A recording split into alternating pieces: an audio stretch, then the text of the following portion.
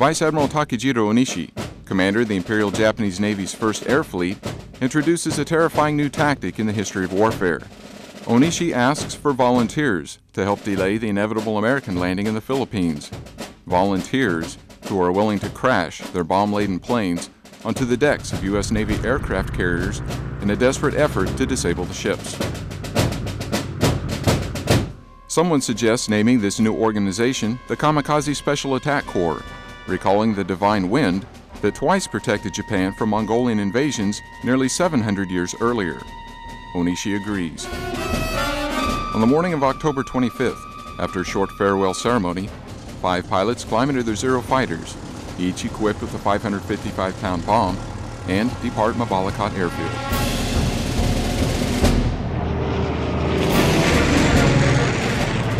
They attack 4 escort carriers, damaging 3 and sinking USS St. Louis during the first successful planned suicide attack. By the time American forces retake the Philippines nearly 3 months later, 16 U.S. Navy ships have been sunk by Onishi's Divine Winds. 87 more are damaged. Onishi envisioned the Kamikaze Special Attack Corps as a temporary all-volunteer unit. Japan's military commanders, however, believe suicide tactics are the only way to win the war, and issue orders establishing special attack units in both the Navy and Army. By spring 1945, most of the Special Attack Corps pilots prepare to make their final stand against American forces from several Imperial Navy and Army airfields concentrated in Kagoshima and Miyazaki prefectures. Kanoya Air Base, home to the Japan Maritime Self-Defense Forces Fleet Air Wing 1. But from March 1945 until the end of the war, nearly half the Imperial Navy's kamikaze missions were flown from this base. Their target? U.S. Navy warships on station around Okinawa, just a 2.5-hour flight from Kyushu. Several memorials dedicated to Kanoya's 908 kamikaze pilots recall their sacrifices during the war's closing months. Outside the Naval Airfield's main gate is the Kanoya Air Base Museum. Much like Sasebo Sail Tower Museum, this facility highlights the histories of both the Imperial Navy and JMSDF. The history of the Navy's kamikaze operations is featured on the second floor. Over 800 photos of kamikaze pilots are displayed in the Special Attack Corps Memorial Room, as well as some of their last letters and other mementos.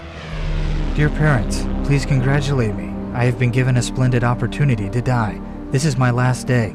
The destiny of our homeland hinges on the decisive battles in the seas to the south, where I shall fall like a blossom from a radiant cherry tree. May our death be as sudden and clean as the shattering of crystal.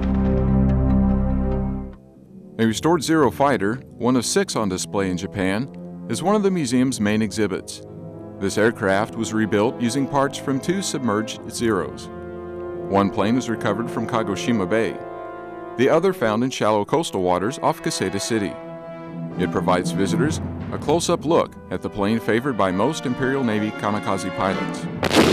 It wasn't well enough just to hit them. He had to blast them out of the sky.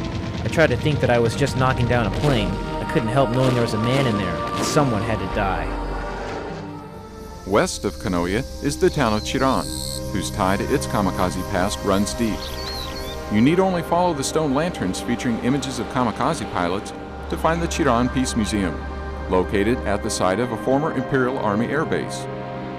The Chiran Peace Museum, which opened in 1975, is the largest in Japan dedicated to kamikaze pilots. A memorial service for Special Attack Corps members is conducted each year on May 3rd.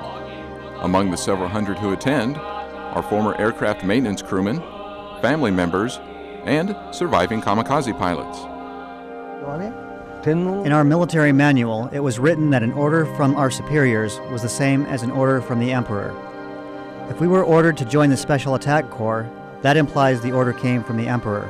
But that's wrong. We weren't ordered. The museum's main focus is the Imperial Army's 1,036 special attack members who died defending their homeland.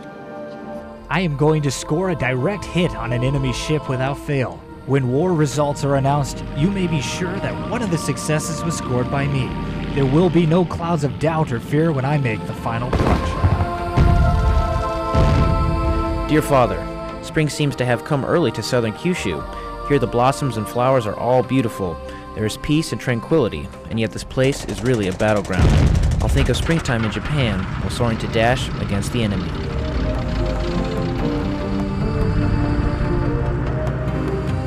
Nearly 4,000 photos, final letters, and other items used by kamikaze pilots are on display. Additional information is available through receivers that provide recorded messages in English, Chinese, and Korean.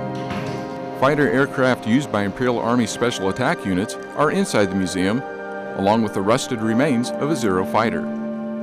Visitors can tour a restored wooden barracks used by kamikaze pilots before their final mission.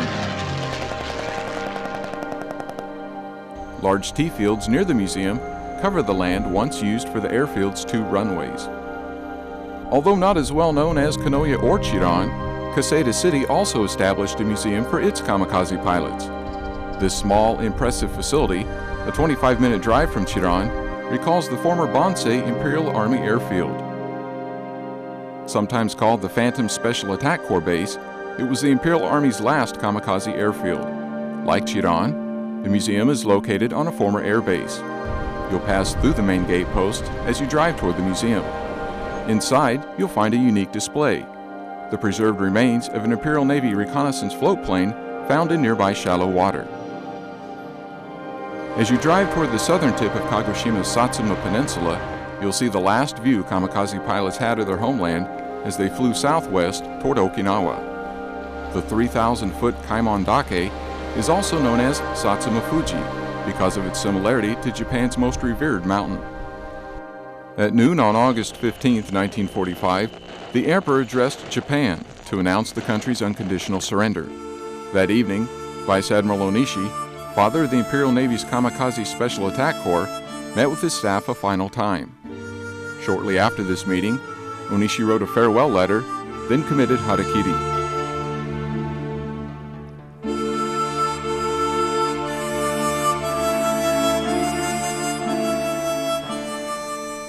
Refusing medical help, the Vice Admiral suffered in silent agony until his death 16 hours later. In his letter, Onishi apologized to the pilots he had sent to certain death. I wish to express my deep appreciation to the souls of the brave kamikaze pilots. They fought and died valiantly with faith in our ultimate victory. In death, I wish to atone for my part in the failure to achieve that victory and apologize to the souls of these dead flyers and their bereaved families. I wish the young people of Japan to find a moral in my death. To be reckless is only to aid the enemy. You must abide by the spirit of the Emperor's decision with utmost perseverance. Do not forget your rightful pride in being Japanese. You are the treasure of the nation. With all the fervor of the spirit of the kamikaze pilots, strive for the welfare of Japan and for peace throughout the world.